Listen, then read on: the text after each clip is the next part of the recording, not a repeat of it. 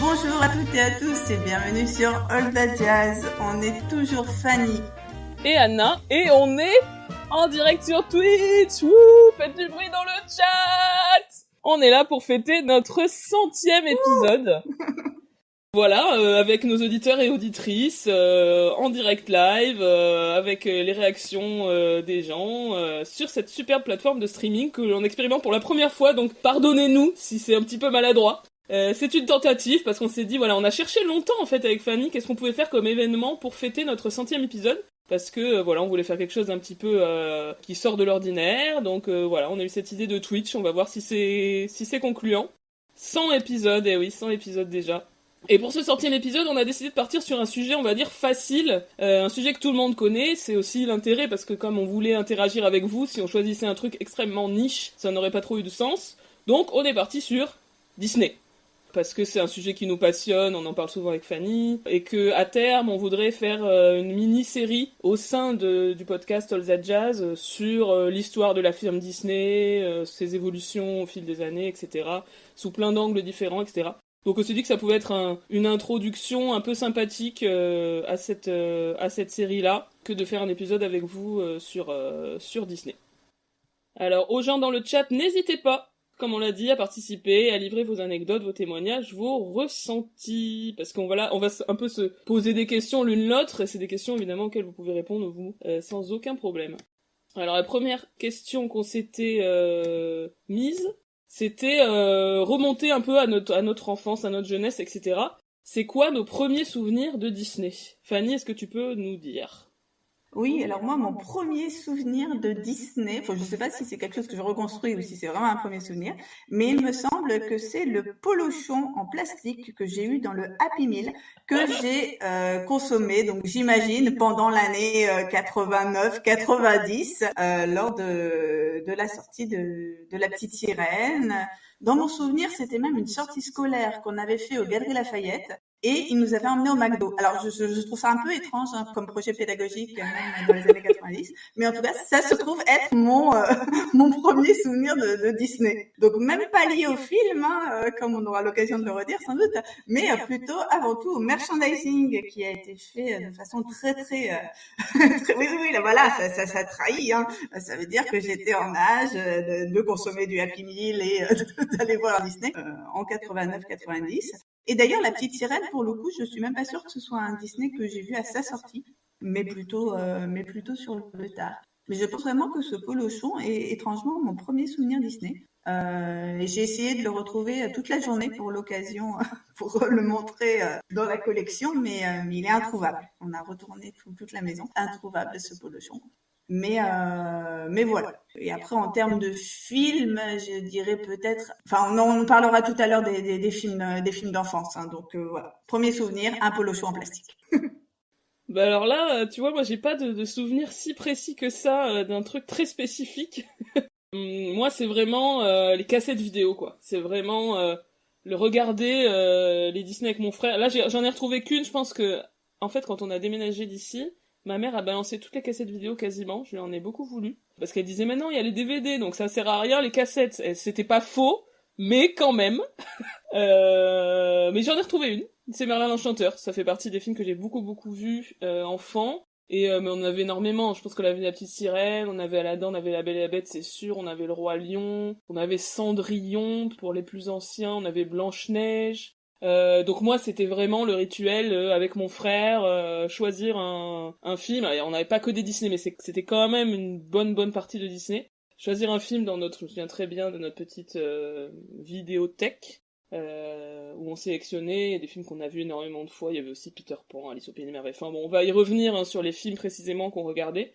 Mais donc pour moi, Disney, à la base, c'est des cassettes vidéo, c'est ça.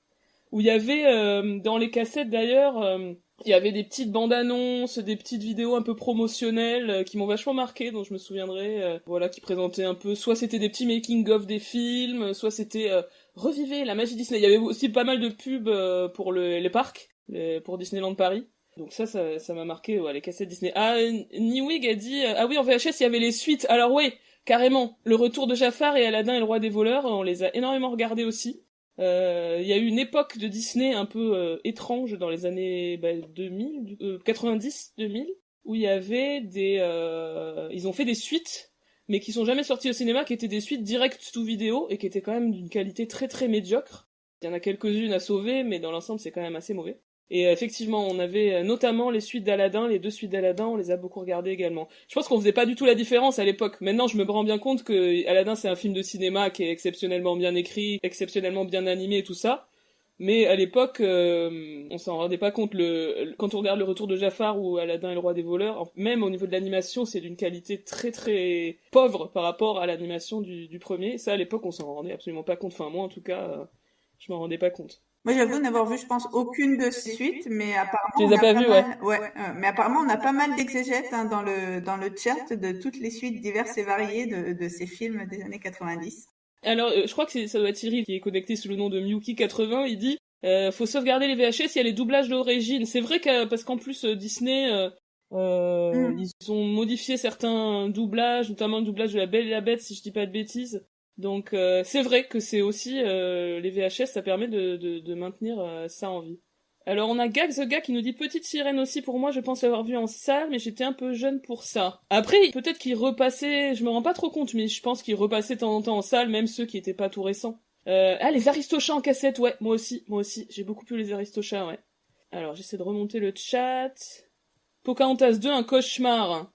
Oui, elle quitte John Smith pour un autre. Mais je crois que Pocahontas 2, je crois que c'était effectivement assez mauvais, mais que c'est plus... ça respecte plus la réalité historique de l'histoire de Pocahontas que le premier, si je dis pas de bêtises. C'est louche, elle nous dit « J'ai vu très très peu... » ou « il », je ne sais pas, comme je ne connais pas vos identités. J'ai vu très très peu de Disney dans mon enfance, moi, à l'exception de toutes les diffusions télé de Mary Poppins. Ah, il passait beaucoup à la télé, Mary Poppins, je me rends pas compte, parce que pour le coup, je regardais aussi en VHS. Ah, c'est bien, on a déjà plein de réactions, là. Apparemment, La Petite Sirène, c'est logiquement un des tout premiers qu'ils sortent en VHS assez rapidement après la sortie. Et au début, ça faisait pas l'unanimité au sein du studio, mais quand ils ont vu le carton que c'était évidemment la VHS, ils ont continué avec la suite. Ah bah ouais, je pense, ouais, effectivement, je me rappelle des rayons au supermarché à côté de chez moi avec tous les cassettes. Je pense qu'effectivement c'était un énorme succès. Puis tous mes camarades de classe, ils avaient tous les Disney. Il y en a qui continuent sur les direct to vidéo. Le Bossu de Notre-Dame 2 est douloureux à voir. Alors ça, oui, je crois que c'est très mauvais, effectivement. Tim, voir Peter Pan 10 fois dans ma petite enfance, c'est Volcan qui nous dit ça. Mon ami imaginaire, c'était Wendy. Trop mignon. Premier Disney, ça avait été Bambi. Ok. Ouais, donc c'est très variable. Hein. Moi, le premier, je me souviens pas, j'avoue. Je sais pas quel est le premier Disney que j'ai vu.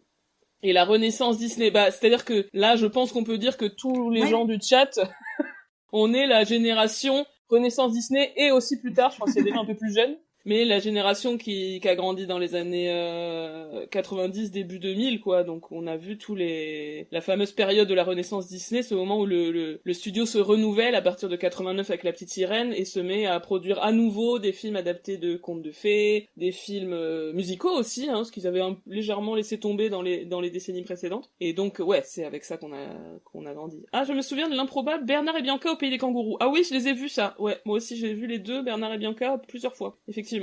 Qui était un peu moins musicaux, même s'il y avait peut-être 2-3 chansons dedans. On peut dériver vers la question en parallèle suivante. de La Petite Sirène. Oui, en parallèle de La Petite Sirène, oui, produit en même temps, ouais, c'est ça.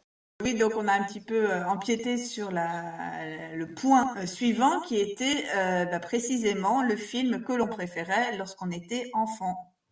Ouais, alors Anna, du coup... c'est lesquels tes Disney vraiment de l'enfance? J'avoue que j'ai pas réussi à identifier vraiment un préféré. Comme je disais tout à l'heure, j'avais plein. Je pense j'aimais beaucoup Aladdin. J'aimais énormément la musique, et La Belle et la Bête aussi. Et je me rends compte qu'en fait je dis qu'on est la génération Renaissance Disney, etc. Mais à l'époque, je faisais évidemment pas du tout la distinction entre les films qui étaient produits à telle ou telle époque de la firme Disney, à telle ou telle décennie. Évidemment, j'en avais pas la moindre idée. Donc je faisais pas de distinction et du coup j'aimais autant donc la Renaissance, j'aimais aussi les films de l'âge d'or comme Cendrillon, Blanche-Neige, peut-être j'aimais un peu moins mais quand même que j'ai beaucoup vu. Mais j'aimais aussi les films de l'espèce de période un peu intermédiaire qui est censé pas être génial mais en fait où il y a énormément de films ouf quoi. Les films type Merlin l'Enchanteur, les Aristochats, films fin années 60, début années 70 et Robin des Bois par exemple, Robin des Bois mais j'aimais tellement, c'était peut-être ça mon préféré petite. Qui en fait sont des films hyper chouettes, qui un peu moins on va dire dense, un peu moins peut-être recherchés au niveau artistique, au niveau de l'image, etc. mais qui était hyper fun, quoi. Enfin, Robin des Bois, pour moi, c'est l'image d'un film super marrant, avec des personnages au design rigolo, des chansons entraînantes. Donc, c'est vrai que je faisais pas trop la différence entre toutes ces périodes-là de l'histoire de Disney, qui, bah, évidemment, maintenant, si on regarde avec le recul, etc., on voit bien que c'est pas les mêmes esthétiques, c'est pas les mêmes choix d'histoire, de thématiques. Mais pour moi, c'était un peu un univers, quand même, qui restait un univers commun. Volcan, elle dit Bernard et Bianca, mon entrée dans le monde des dessins animés d'enquête. Ouais, c'est vrai, il y avait Bernard et Bianca, il y avait aussi Basile, détective privé, quelques années avant, je crois, qui était aussi un truc d'enquête adapté de Sherlock Holmes. Yuki80, le mystérieux, nous dit enfant, j'adorais Bambi, le livre de la... Oui, le livre de la jungle aussi, ouais. Alice au pays des merveilles et Robin des Bois. Et puis arriva Le Roi Lion, et ce fut le film culte de ma fratrie.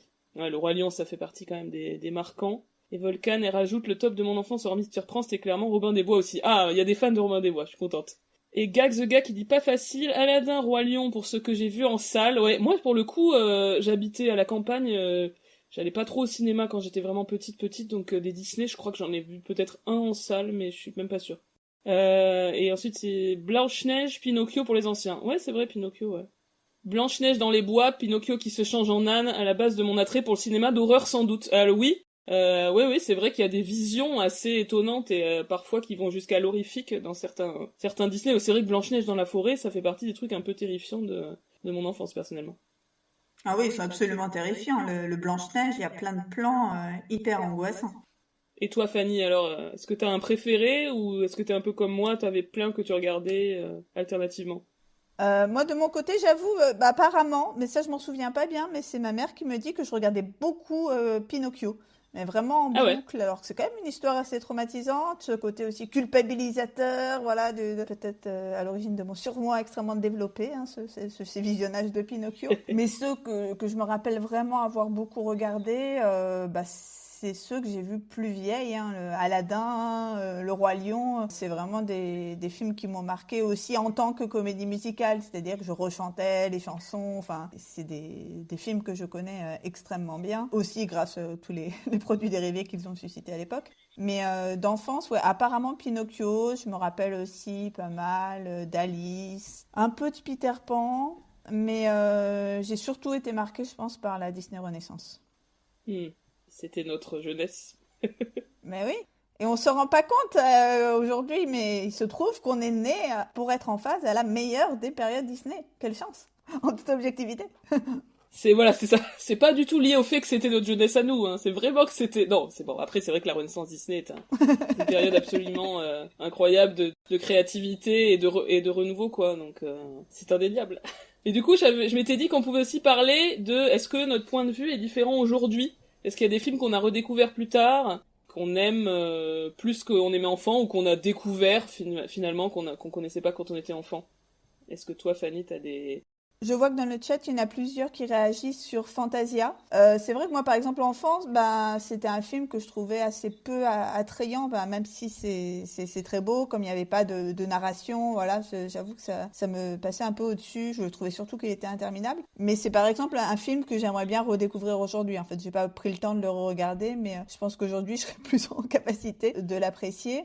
Et il y en a que j'ai revu récemment parce que voilà mon fils qui a 3 ans et demi se met doucement au Disney sous mon impulsion. Et donc j'ai re-regardé Alice dont je me souvenais pas si bien et que je trouve absolument incroyable. Enfin vraiment visuellement, toute la fin me fait penser à Bubsy Barclay. Enfin, voilà les plans sur les cartes, c'est incroyable. Enfin c'est superbement beau, hein, tous les dessins de Marie Blair. Donc voilà, je pense que cette période-là que je connais moins que la Disney Renaissance, vraiment les classiques Disney des années 40 et 50, j'ai hâte de les redécouvrir, on va dire, à l'âge adulte. Et après, il y en a que j'aime toujours autant, comme Mary Poppins, voilà, qu'on a programmé au dernier Altadia Cinema Club, qui était aussi un film d'enfance, hein, j'ai oublié de le dire, et que je trouve toujours aussi superbe aujourd'hui. Oui, c'est vrai que pour le coup, c'était vraiment chouette de revoir Mary Poppins, qui est effectivement un film assez exceptionnel, hein. Venez au Cinéma Club de la Jazz, on ne passe que des films exceptionnels. Moi, je dirais que je garde une affection pour à peu près tous ces films-là, finalement. Je suis sûre que si je les revoyais... Il y a des films de mon enfance que j'adorais, que j'ai revus plus tard, et je me suis dit, ouais, non, c'était quand même pas très bon. Je pense que les Disney, ça reste quand même des films pour enfants de grande qualité. Donc j'ai pas eu de truc où je me suis dit ah ouais finalement c'était pas fou. Je garde vraiment voilà une appréciation voilà pour je sais pas Aladdin par exemple. Je trouve que c'est vraiment un film très très bien.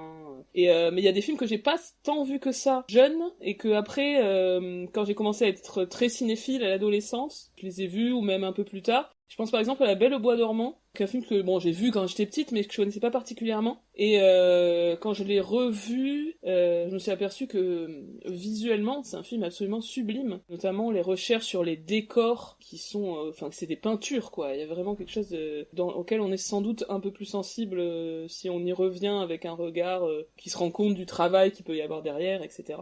Voilà, c'était un des exemples que j'avais. Et ben voilà, Miyuki80 nous dit La Belle au bois dormant, les décors sont à tomber par terre, l'artiste derrière était fou. Ouais, c'est vraiment bien intéressant. Alors, Newick de jour... Ah oui, c'est vrai qu'on n'a pas parlé du côté VO-VF. Le jour où j'ai découvert Mary Poppins en VO, et donc Julie Andrews, smiley, cerveau qui explose, un truc comme ça.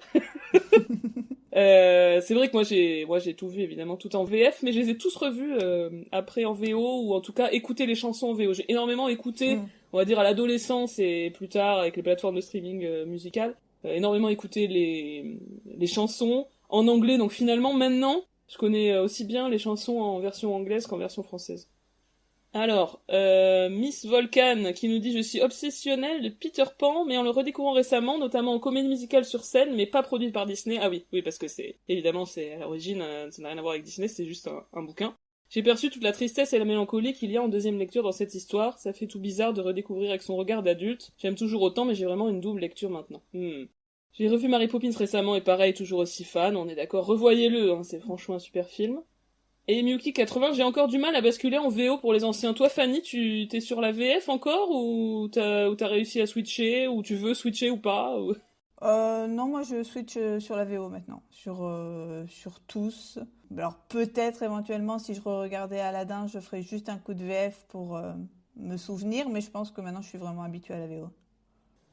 Agathe87 nous dit « J'étais tellement fascinée par Mary Poppins quand j'étais petite, je bavais devant la télévision en VHS. » Bah oui, en plus, ouais, Mary Poppins, il y avait un côté d'émerveillement. On en a parlé dans l'épisode qu'on avait consacré au film. C'est vraiment la magie, quoi. Puis en plus, on s'identifie aux deux personnages des enfants qui découvrent cette nounou magique. Donc, je comprends le sentiment.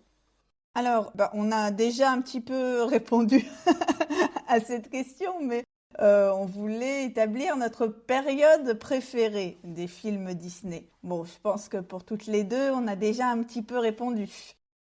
Oui, non, mais c'est sûr qu'on va évidemment rester sur la Renaissance pour la nostalgie, pour les souvenirs d'enfance, etc. bien sûr, mais aussi en tant que fans de comédie musicale toutes les deux, comme vous vous en doutez vu que c'est notre sujet depuis 100 épisodes, à cause de la forte influence du storytelling à la Broadway sur ces histoires-là. Puisque, voilà, pour résumer un peu, mais on reviendra bien sûr dans notre fameuse série sur Disney qu'on fera un jour, sur ce qui s'est passé à ce moment-là, mais en gros il y a eu un espèce de retour, en volonté de retour à la fois donc les contes de fées et à la fois la tradition de faire des films musicaux, qui a toujours été présente chez Disney bien évidemment, mais là ils sont carrément allés chercher des auteurs de Broadway, donc en les personnes de Alan Menken le compositeur et de Howard Ashman le parolier, et donc qui ont écrit La Petite Sirène, Aladdin et La Belle et la Bête, qui étaient les auteurs de la comédie musicale La Petite Boutique des Horreurs, Little Shop of Horrors, qui avait été un succès off-Broadway, etc. Ils sont quand même allés chercher deux gars jeunes off-Broadway pour leur faire écrire des films comme on écrit un show de Broadway. Donc avec des chansons qui font avancer l'action, des I Want Song, donc la I Want Song c'est la fameuse chanson que le héros chante au début du film ou l'héroïne pour dire quel est son désir dans la vie, donc c'est partir là-bas pour La Petite Sirène par exemple. Et voilà, ils ont amené toute cette technique-là de Broadway qu'on retrouve, qui permet nous deux, évidemment, de faire le lien avec notre passion pour la manière dont les comédies musicales sont écrites, en fait. Alors, Howard Ashman est décédé du sida, je sais plus l'année exacte, mais quelques années après. À la toute fin de La Belle et la Bête, je crois. C'est ça, voilà. Et du coup, Alan Menken, lui, par contre, a poursuivi sur plein d'autres films par la suite. Il a fait aussi la musique d'Hercule. Pour le coup, il y a une magnifique aussi I Want Song dans Hercule. C'est un peu plus tard, mais c'est quand même toujours cette même grande période-là. Hercule, on l'a pas mentionné, mais je l'ai beaucoup vu aussi quand j'étais petite. Bon, il y a aussi, il y a pas que Alan Menken, parce qu'il y a aussi Le Roi Lion avec la musique de Elton John, mais voilà, il y a toujours cette volonté-là de faire vraiment des films écrits comme des comédies musicales avec les techniques de la comédie musicale. Et ce qu'on mesure pas forcément, c'est que Ashman, qui est appelé par Disney, parce que c'est vraiment d'abord Ashman qui est approché apparemment par Jeffrey Katzenberg sous la recommandation de comment il s'appelle, de David Geffen. En fait, David Geffen avait bossé avec Ashman et Menken sur La Petite Boutique des Horreurs, et il a dit à Katzenberg, qui était donc le PDG de la division film de Disney à l'époque, qu'il avait intérêt à rencontrer ces deux gars. Et donc quand il aborde Ashman, lui, il dit qu'il veut spécifiquement travailler sur de l'animation au sein des studios Disney parce qu'il pense que l'animation, c'est le meilleur médium pour faire de la comédie musicale. Donc je trouve ça vraiment intéressant qu'il se soit d'abord positionné sur cette branche animation qui, au début des années 80, au milieu des années 80, est totalement moribonde chez Disney. Et c'est vraiment la comédie musicale en tant que genre qui relance l'animation Disney. Aujourd'hui, évidemment, qu'on pense à Disney peut-être avant tout pour de l'animation, mais l'animation a vraiment failli disparaître dans les studios dans les années 80. Je vois que Piaf, dans le chat, nous demande s'il y a des périodes bien définies dans l'histoire de Disney, puisqu'on raisonne effectivement en termes de périodes. Alors, oui, on va dire dans l'historiographie de Disney, il y a des périodes un petit peu classiquement délimitées. Il y a le tout premier âge d'or, c'est voilà, Blanche-Neige, Pinocchio, Fantasia, enfin les films de fin des années 30, début des années 40. Si je dis pas de bêtises, ensuite on a l'âge d'argent dans les années 50. Années 50-60, âge d'argent, donc Merlin, Alice au Pays des Merveilles, Peter Pan, La Belle et le Clochard, La Belle au Bois dormant.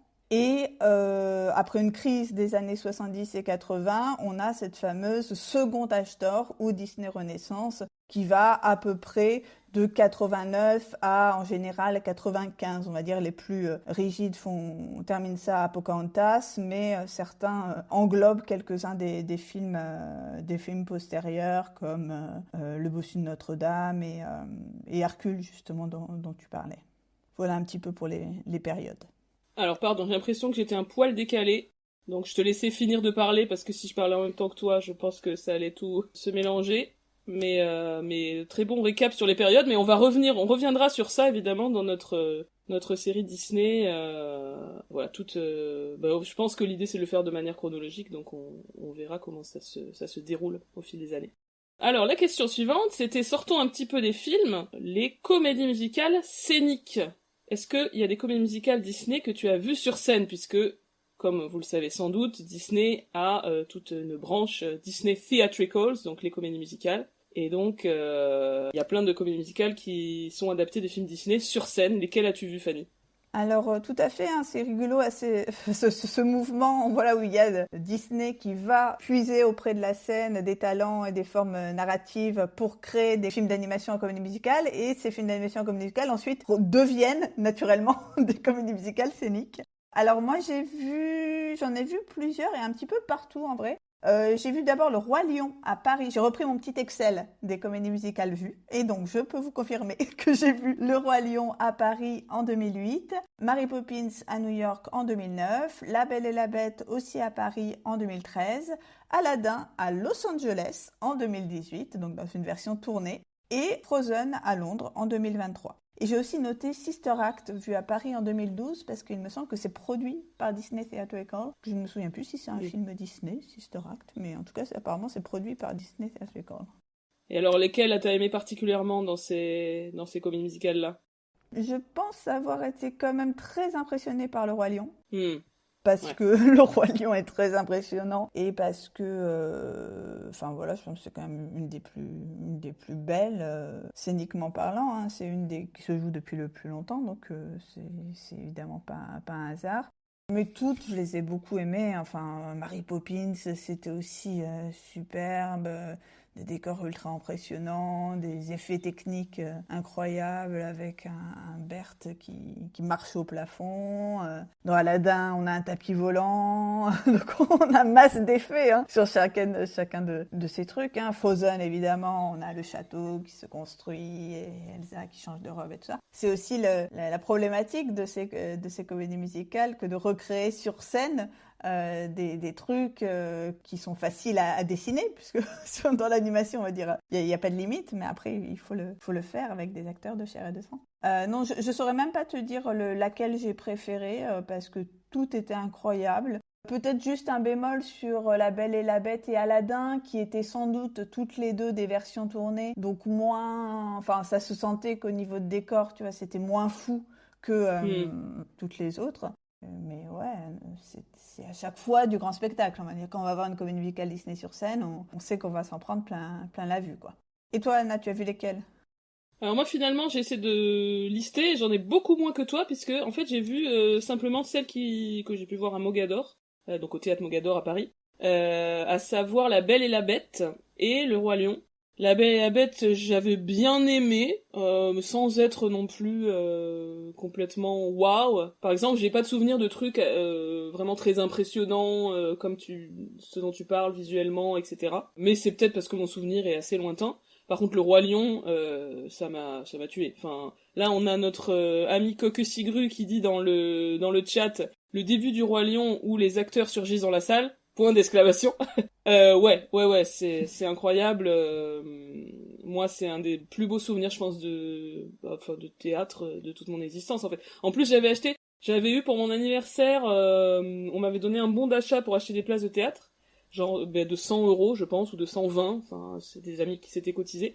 Et j'avais utilisé, au lieu de prendre, genre, par exemple, 2 spectacles, j'avais tout mis, les 100 ou 120 € sur une place, genre, tout devant pour le Roi Lion. Et meilleur choix de mon existence, je pense. Parce que j'étais vraiment tout devant, et quand les animaux arrivent sur les côtés, j'étais sur un côté, parce que j'aime bien me mettre sur le côté au théâtre. Du coup, j'étais trop bien, parce que quand les animaux, voilà, tous les gens déguisés, en plus les costumes sont sublimes, enfin les masques, voilà, bref, et donc les comédiens qui arrivaient dans leurs costumes d'animaux sur le côté entre les rangées pour ensuite monter sur la scène. C'était un des trucs les plus beaux que j'ai vus, ça m'a ému aux larmes, je me souviens. Voilà, à la fois, ça me touchait parce que ça me rappelait mon enfance, etc. La chanson, donc la célèbre chanson, bien sûr, l'histoire de la vie. Voilà, ça m'avait vraiment impressionné, puis tout dans Le Roi Lion est visuellement stupéfiant, en fait. Les effets de trucage, etc., pour rendre le côté épique de l'histoire, enfin voilà, moi c'est quelque chose qui m'a vraiment impressionné, qui restera une des plus belles expériences de comédie musicale scénique que j'ai eu, quoi. Oui, il y a un bot sur le chat, effectivement, qui nous parle en anglais de trucs chelous. Attends, faut que je regarde si je peux effacer. Ah oui. Muki nous dit Le Roi Lion spectaculaire, les costumes sont fous. La scène d'ouverture, j'ai fondu en larmes. Bon, ben merci. Ah. Volcan dit j'ai vu que Sister Act, je savais même pas que c'était Disney, ouais, mais donc Miyuki nous a dit plus haut que c'était à la base effectivement aussi une production Disney, en fait, le film, ce que je savais pas du tout. Donc c'est logique qu'ils utilisent leur franchise pour les adapter sur scène. Plus 1 pour la scène d'ouverture du Roi Lion. Bon, on est d'accord. Bon bah voilà. Et il y a Pief qui nous dit il faudrait qu'il fasse High School Musical, The Musical, The Series, The Musical pour continuer sur la lancée. J'aime beaucoup cette idée. Idée de génie. Faut qu'on le réécrive. Toujours sur Le Roi Lion, tellement de trouvailles visuelles géniales comme la course des gnous en point de vue face au spectateur, oui. Ouais. Du coup, on voit les Simba oui, c'est derrière lui, en fait, sur la fin. Oui. Très impressionnant aussi, je suis d'accord, ouais. L'apparition aussi, je dis pas de bêtises, l'apparition de Mufasa dans le ciel, dans le deuxième acte aussi, dans mon souvenir, était très, très, très belle. Et là, ça se joue encore au Mogador, hein. Les gens qui l'ont pas encore vu, franchement, profitez-en avant que ça s'arrête, hein. Je crois qu'ils veulent, si j'ai bien compris, ils veulent prolonger encore, ils veulent le jouer pendant les JO, parce que, il y aura des touristes.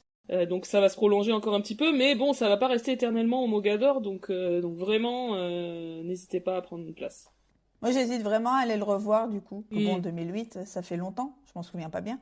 Mais si on se fait plus inviter, maintenant, on est devenu snob. Donc moi, je peux plus payer. C'est trop dur pour moi, psychologiquement. Ça fait vraiment les meufs.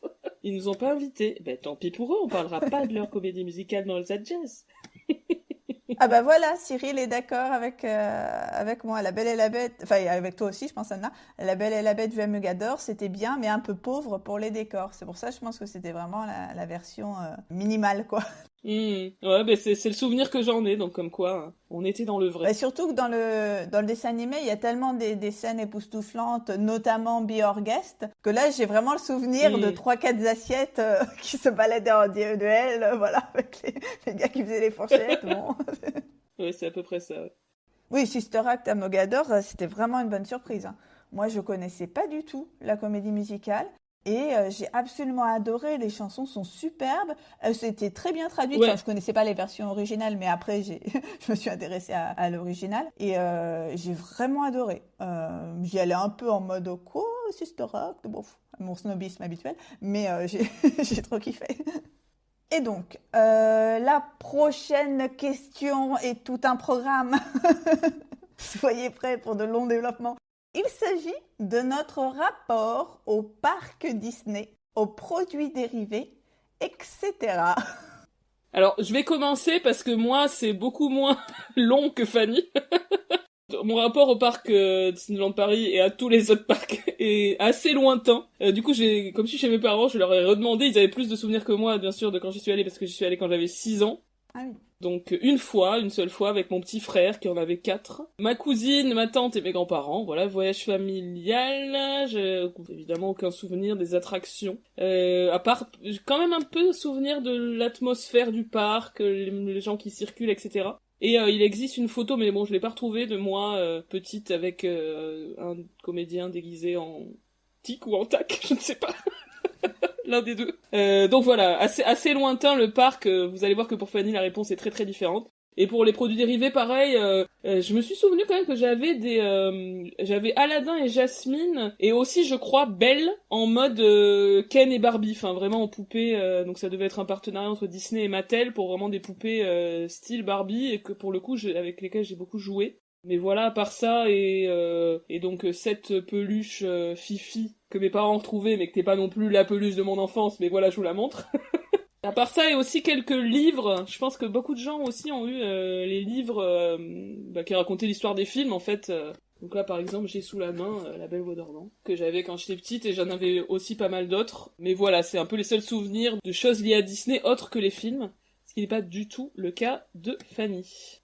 Alors moi, donc tout a commencé par un polochon. Mais c'est vrai, à vrai dire, de fait que j'ai eu beaucoup de jouets Disney dans mon enfance. Je m'en souvenais pas tellement, mais c'est vrai qu'en retrouvant pas mal de trucs chez mes parents, j'ai vu qu'il y avait quand même pas mal de choses. Bon, il y avait des trucs avec lesquels je pense que j'ai jamais joué, hein. Par exemple, ce Disney Memory qui était chez ma grand-mère. Je pense que enfin, j'en ai pas de souvenir, mais voilà, j'aime beaucoup aujourd'hui les objets vintage Disney. Ah si, je me souviens bien de mon set de tours de magie Disney là que j'avais. Ça, j'ai beaucoup joué avec. Comme Anna, j'ai aussi beaucoup connu Disney à travers les histoires, notamment ce Disney Parade ici présent, qui donc raconte les histoires Disney de façon absolument hyper mal écrite et c'est illisible. Je le lis à mon fils en ce moment. Et je dois reformuler tellement c'est mal écrit et c'est vraiment le truc où si t'as pas vu le film, tu comprends absolument rien à ce qui se passe. Donc, des livres assez mauvais, mais qui a la particularité, et là, vous allez voir la transition de dingo, de m'avoir été offerte, comme l'indique cette dédicace, par mon amie Charlène, le 12 avril 1992. 12 avril 1992, qui se trouve donc être le jour de mes 8 ans, mais aussi le jour de l'ouverture de Disneyland Paris, à l'époque évidemment Euro Disneyland. Et donc, on comprend que je partage une date d'anniversaire avec Disneyland Paris qui est situé à peu près 20 minutes de chez mes parents, hein, qui donc habitent en Seine-et-Marne, où je suis actuellement. Et donc, moi, c'est vraiment le parc. En fait, l'ouverture du parc qui m'a beaucoup marquée étant petite, aussi parce que ça touchait directement finalement à pas notre quotidien, mais voilà, c'était tout un truc que Disney vienne s'implanter dans la région. C'était tout un truc pour la France en général, hein, mais je pense pour ce coin de la Seine-et-Marne en particulier. Et j'ai même du coup travaillé à Disney. J'ai ressorti mon petit name tag de cast member de l'époque. J'ai travaillé à Disney en fait en job d'été pendant 2 étés. J'étais au merchandising, enfin au magasin. Voilà, j'ai beaucoup baigné dans l'univers du parc depuis toute petite parce que bon, j'ai dû y aller, j'ai été un certain nombre de fois. J'ai jamais eu le pass annuel, mais j'y suis allée beaucoup de fois en tant que visiteuse, donc quand j'étais enfant, en tant cast member quand j'y ai bossé. Et aujourd'hui, j'y retourne avec plaisir avec mon fils, puisque on a la chance d'avoir des amis d'amis qui sont cast members et qui peuvent nous faire rentrer gratuitement. Donc ça fait cet enfant a 3 ans et demi, il a été 2 fois à Disneyland pour le plus grand plaisir de ses parents. Donc voilà, et là je caresse peut-être le projet d'aller découvrir Disneyland en Californie. Donc ouais, moi j'adore cet univers, mais même presque plus le parc que les films, hein. C'est tout un truc. Je me rappelle aussi, tu en parlais tout à l'heure, combien il y avait de la pub pour le parc dans les émissions Disney, mais ça j'ai jamais trop regardé. Mais dans les magazines Disney, moi j'ai beaucoup lu Picsou Magazine en étant enfant, je pense vers 10 ans, de toute façon c'est vers même 8, 9 ans. Et je me rappelle de tout le matraquage publicitaire qu'il y avait lors de l'ouverture de Space Mountain, qui date, je crois, de 94 ou 95. Et en fait, je me rappelle lire des pages sur une attraction et me dire, mon Dieu, mais j'espère que je fais bien les 1,20 m nécessaires pour faire cette attraction. Donc, ça, c'est pour le coup, c'est un souvenir Disney extrêmement marquant de mon enfance. J'aimerais trop retrouver ce numéro de Picsou Magazine où il parle de Space Mountain parce que j'ai l'impression que c'était hier, tu vois. Et je me dis, mais comment ils arrivent, c'est ça qui sont forts, quoi, à susciter une envie, enfin un truc de ouf chez les enfants pour un manège, quoi, pour une attraction, quoi. Bref, mais ça fait partie du business model depuis le début, hein.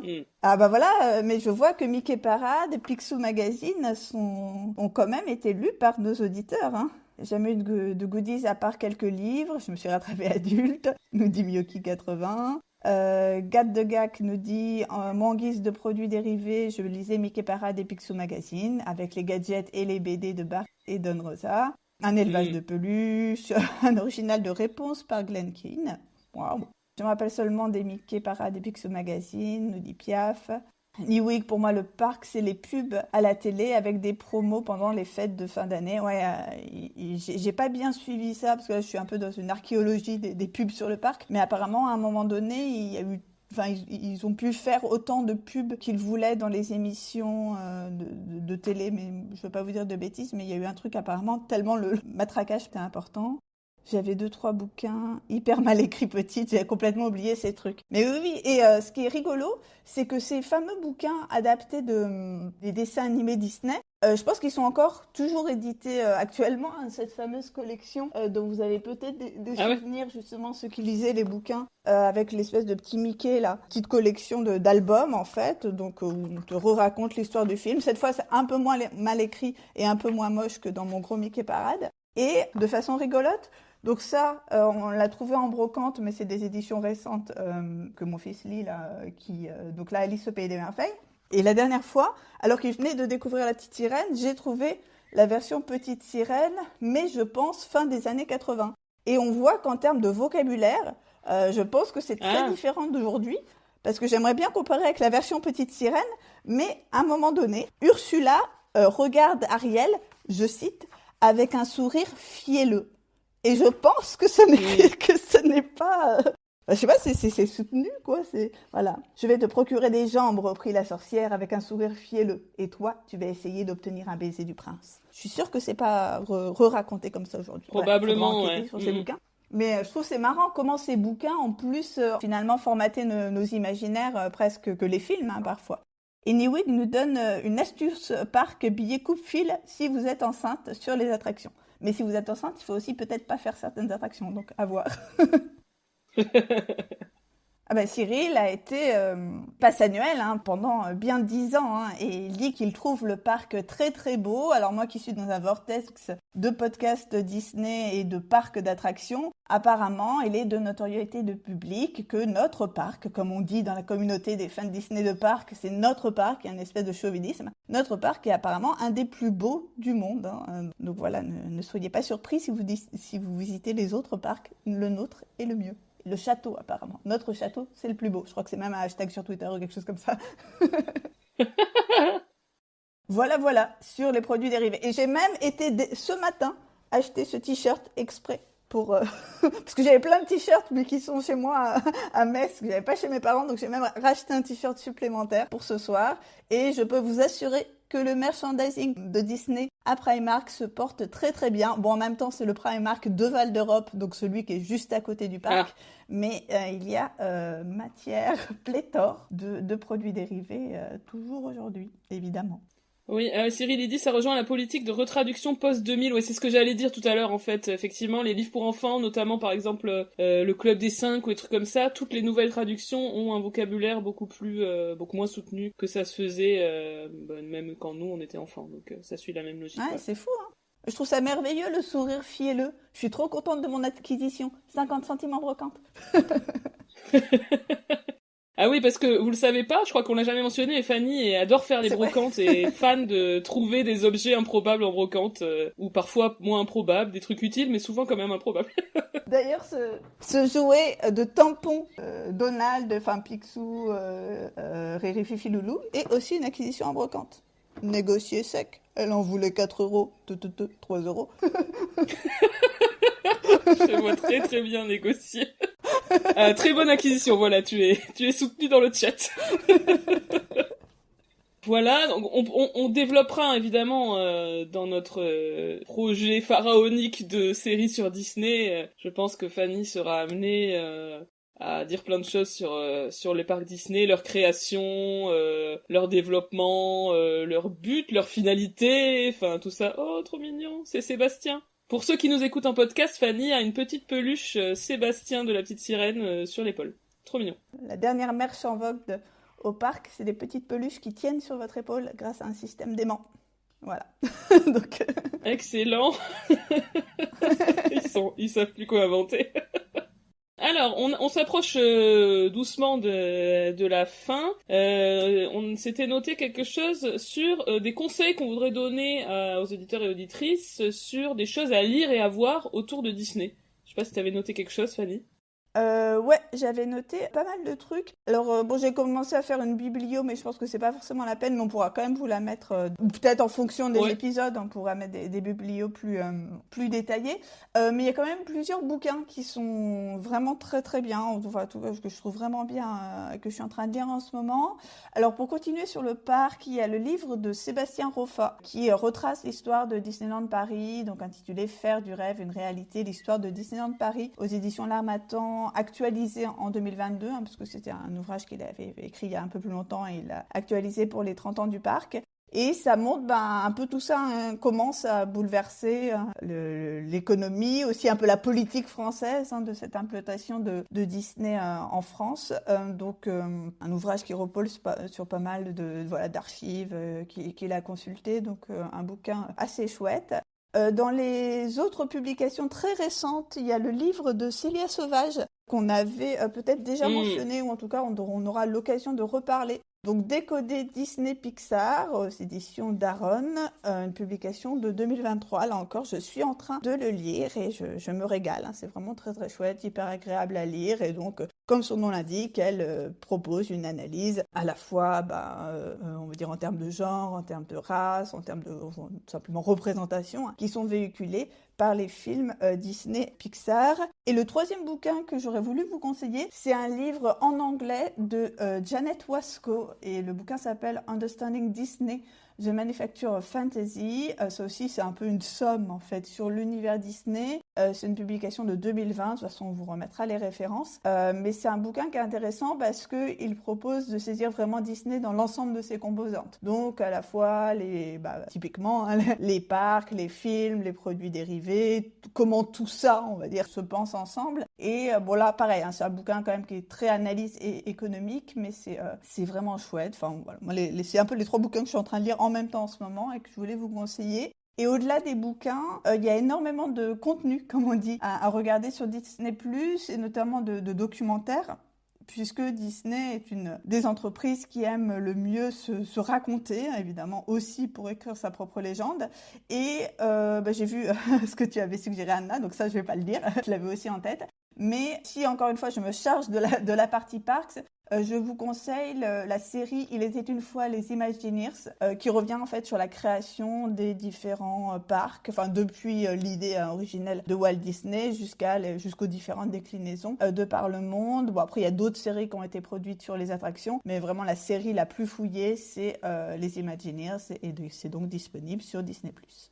Alors moi, donc, j'avais noté le documentaire, qui est un documentaire assez connu, hein. Moi j'en ai entendu parler pendant mes études de cinéma, je me souviens très bien, c'était noté comme une référence. Un documentaire de 2009 qui s'appelle Waking Sleeping Beauty.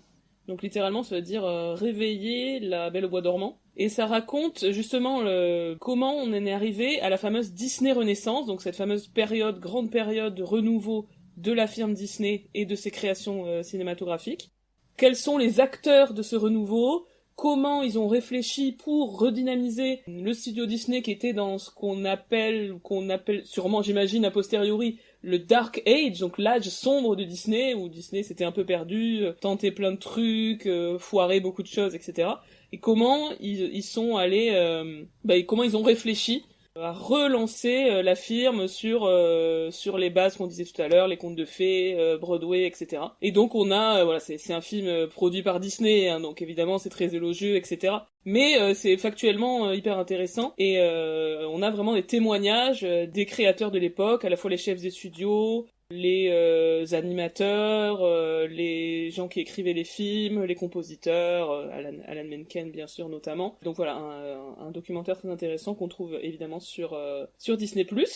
Et j'ai retrouvé ici aussi chez mes parents ce gros livre qui est assez chouette, qui s'appelle Il était une fois Walt Disney aux sources de l'art des studios Disney. C'est un livre collectif qui revient sur, vous voyez là, on voit je sais pas si on voit grand chose, mais des œuvres d'art, etc. Et qui explique un peu comment travaillaient les animateurs Disney et quelles étaient leurs influences. Donc il y a beaucoup de choses sur les influences dans l'histoire de l'art, sur la création des personnages, des décors, de tout ce qui est animation dans les films Disney. Et pour le coup, ça se concentre sur la période pendant laquelle Walt Disney était vivant, parce que c'est beaucoup sur Walt Disney, lui, quel était son rôle à l'intérieur de ça, etc. Et donc ça s'arrête après Le Livre de la Jungle, puisque c'est le dernier film dont Walt Disney a supervisé la production, donc en 66-67. C'était pas un livre fait à l'occasion d'une expo? Si, je crois. Musée des Beaux-Arts de Montréal. J'ai évidemment pas vu à Montréal, donc ça a dû être une expo Ça a dû tourner. qui a circulé et qui est venue quelque part en France, parce que oui. Grand Palais 2006-2007, c'est ça. Ouais, tout à fait. Je l'ai vu, ouais. Donc j'avais sûrement vu cette expo, ou peut-être mes parents.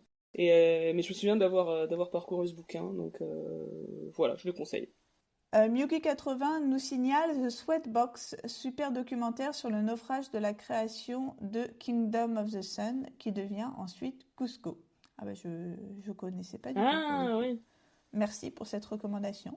Et j'avais pensé aussi, vous signaler, mais on en avait parlé, je pense, dans nos épisodes, le documentaire Howard sur Howard Ashman, là aussi documentaire disponible sur Disney+, qui revient sur l'ensemble de la carrière d'Ashman, mais plus spécifiquement évidemment aussi sur toute cette période où il contribue au tout début de la Disney Renaissance.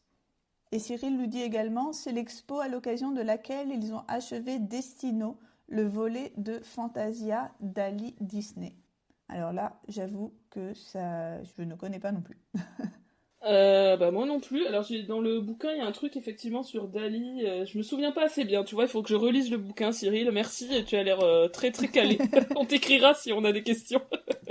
Ah oui, je vois le court-métrage. Il était effectivement, je pense, projeté dans l'expo. Oui, je vois ce que c'est. Alors, on vous l'a dit, cet épisode événementiel était aussi l'occasion d'annoncer, ou en tout cas de commencer à préparer une mini-série d'épisodes consacrés à Disney. Et justement, on se demandait un petit peu ce dont vous aimeriez entendre parler si on se proposait de vous parler pendant plusieurs épisodes de All That Jazz de Disney. Est-ce que, on a déjà quelques idées, bien évidemment. Anna, est-ce que tu peux récapituler les pistes qu'on avait pour l'instant?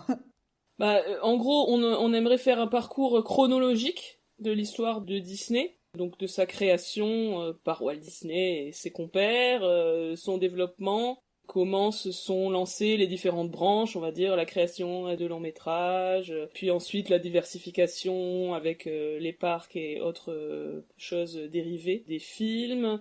Voilà, quelle influence ça a eu sur le cinéma et en quoi ça a été influencé aussi par le reste des créations cinématographiques et aussi musicales des différentes périodes.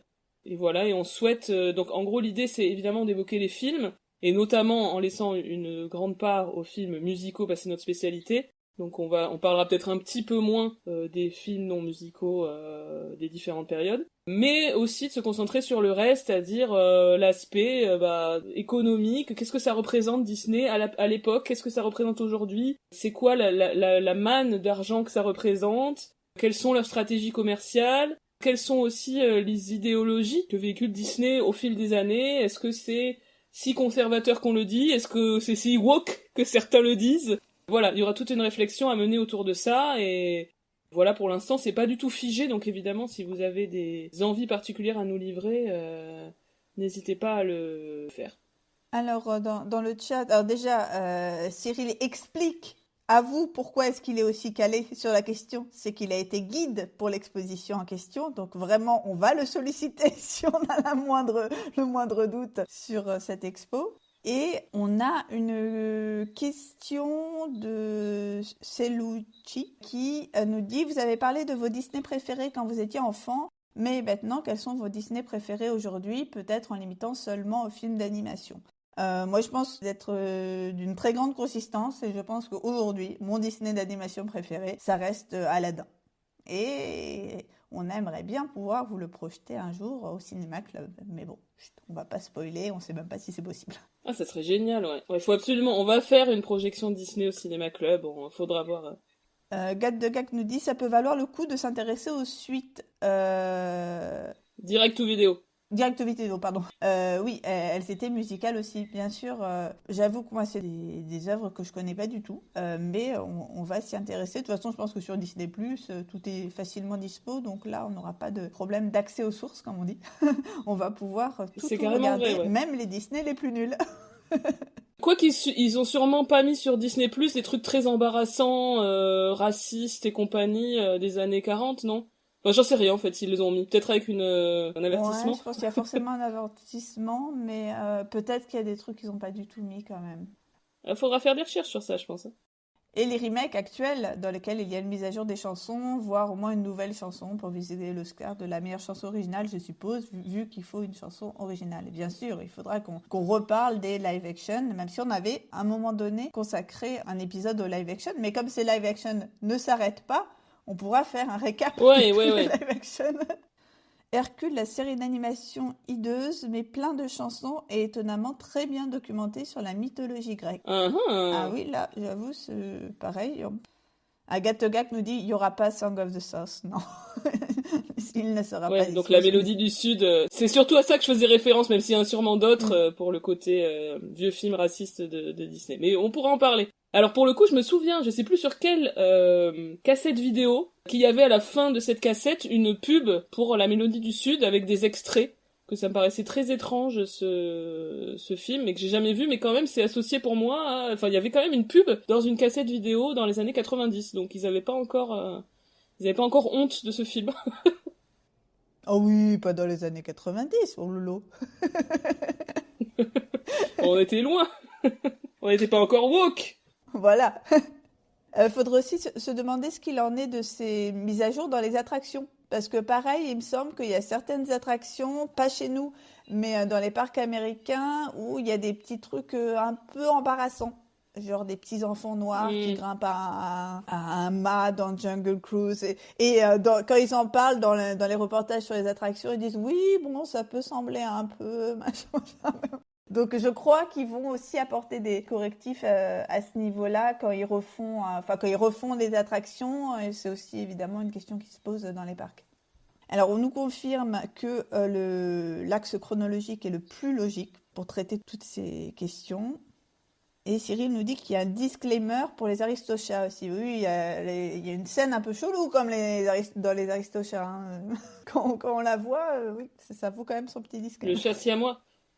Mais on pourra parler de tout ça aussi, du côté comment Disney revient sur sa propre histoire, à quel point ils essaient de la réécrire, à quel point ils essaient de l'assumer. Est-ce que c'est bien, tout simplement, de réécrire ça? Enfin voilà, on pourra se poser des questions presque philosophiques sur l'héritage, en fait, des œuvres anciennes, tout simplement.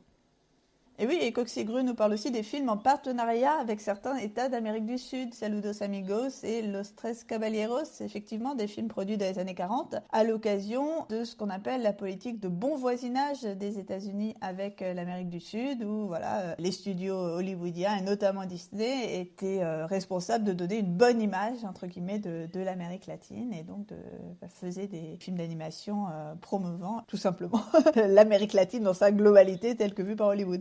Et c'est dans un des deux, je ne me souviens plus lequel, qu'on a la sœur de Carmen Miranda qui converse avec des personnages d'animation. Classique Disney. Un autre sujet qu'on pourra aussi aborder, c'est un peu en note to self parce que ça a été ça a été pas mal documenté et mais aussi un peu instrumentalisé par Disney, je pense. C'est la place des femmes dans la société, dans l'entreprise Disney, hein, notamment la place des animatrices parce que il y a tout un truc sur à quel point les animatrices n'ont pas été un peu à l'avant-garde de tout ce qui a été fait par Disney, même si on a cette figure évidemment de Walt qui cache un peu tous ceux qui ont collaboré avec lui. Il y a quelque chose à faire. Il y a pas mal de bouquins en fait qui ont été écrits aussi sur la place des femmes dans l'entreprise Disney. On nous suggère un premier épisode chronologique généraliste pour poser les différentes périodes, puis ensuite des épisodes thématiques. Peut-être, peut être une bonne idée. Ouais. En tout cas, il faudra veiller à être très clair, parce qu'on va, voilà, l'idée c'est quand même d'être précis et de développer des points spécifiques, etc. Mais voilà, c'est vrai que peut-être un épisode récap au début pour être bien au clair avant de se lancer. Il y a moyen que ça soit intéressant. Ouais. On note toutes les idées, on fera ça bien. Bon, eh bien, on a déjà dit beaucoup de choses là sur Disney. Qu'en penses-tu ? Mais ouais. Ça nous met en jambes. Ben ouais, non, c'est motivant parce que voilà, on a plein de retours, plein de gens qui semblent intéressés par le sujet. Je pense que ça sera bien d'aborder ça sous l'angle à la fois personnel et à la fois analytique. Enfin voilà, je pense que ça va être une série intéressante. On va bien préparer ça. Je sais pas du tout quand est-ce que on la sortira, mais en tout cas, merci beaucoup pour vos retours aux uns et aux autres dans le chat. Ça va être quelque chose de très enrichissant pour nous. Alors, il y a quelqu'un qui arrive juste maintenant. Sissi 1808, je suis désolée de te dire, je crois savoir qui tu es, que on arrive au bout. Malheureusement de cet épisode, mais bon, il sera très très rapidement sur les plateformes de streaming. Il faut que je fasse un petit peu de montage, voilà. Et la version brute, je la mettrai aussi sur le YouTube, je pense. Donc voilà, ça sera évidemment encore accessible, je sais pas, jusqu'à la fin des temps. C'est vrai, des fois je me dis, ces épisodes de podcast, je sais pas si, tu vois, à quel point c'est pérenne, est-ce que des gens écouteront ça dans 20 ans? Dans 20 ans, je ne sais pas. Mais là, déjà, moi, j'écoute facilement des podcasts qui ont 3-4 ans, je pense. Mais tant que c'est pas un lien immédiat avec l'actualité. Félicitations pour le cap des 100 épisodes, nous dit Soskipi. Eh bien, merci. Qui aussi nous dit félicitations. Merci, hein, ça passe vite, hein, mine de rien. 100 épisodes. C'est un truc de fou, hein. Et on n'a pas du tout fini, on a encore, outre Disney, on a encore tellement de sujets qu'on a envie de traiter. Là, on n'a pas fini du tout. Rassurez-vous. Ou rassurez-vous ou pas, je sais pas. Vous en avez encore pour un certain temps, mes pauvres. Merci tout le monde pour votre présence et tous vos messages et vos encouragements. Ouais, c'était un chouette moment. C'était super. Ouais, carrément. On verra si on refait ça à d'autres occasions. On aura des meilleures connexions Internet. Mais ça se tente aussi, ouais, faudrait réfléchir sur quel type de sujet ça peut être pertinent de refaire un petit truc sympa avec vous, nos auditeurs et auditrices, parce que c'était un moment très chouette. Merci beaucoup pour tous vos messages. Coxigru nous dit qu'elle a une idée d'épisode si on en manque. Je crois savoir lequel c'est. Je pense que c'est une idée moi aussi, je l'ai. suggère à peu près depuis le premier épisode de All That Jazz. Coxigru, peut-être qu'un jour ton souhait sera exaucé et peut-être qu'un jour on fera ce fameux sujet d'épisode. On garde un petit mystère. C'est louche, dit, je suis très déçue, il n'y a pas eu de point Crazy Ex-Girlfriend. C'est vrai qu'on n'a pas mentionné Crazy Ex-Girlfriend. C'est vrai. Ça, c'est une trahison. C'est le début de la fin. C'est pour ça que ce 100e épisode sera le dernier, Anna. On est arrivé à 100, c'est le début de la déchéance, le jour où on oublie de mentionner Crazy Ex-Girlfriend. Il y a une parodie de Disney dans Crazy Ex-Girlfriend, donc on pourra en parler à l'occasion. Hein. Le fameux, il y a un film d'animation perdu, là. Comment ? Oui. Je dis même plusieurs dans l'absolu. Moi, j'étais plutôt des chansons à la manière d'eux, mais oui, il y a un film dans le film, mais il y a aussi plusieurs chansons à la manière de Disney, si on peut dire. Complètement. Donc ça apparaîtra peut-être à un moment dans nos épisodes sur Disney. Allez, si on va s'arrêter là parce que sinon on va trop dire de choses, on va trop révéler sur notre notre future actualité. Encore une fois, merci à tout le monde. Merci beaucoup. Et comme on dit habituellement, à très très bientôt pour un nouvel épisode de All That Jazz. À bientôt.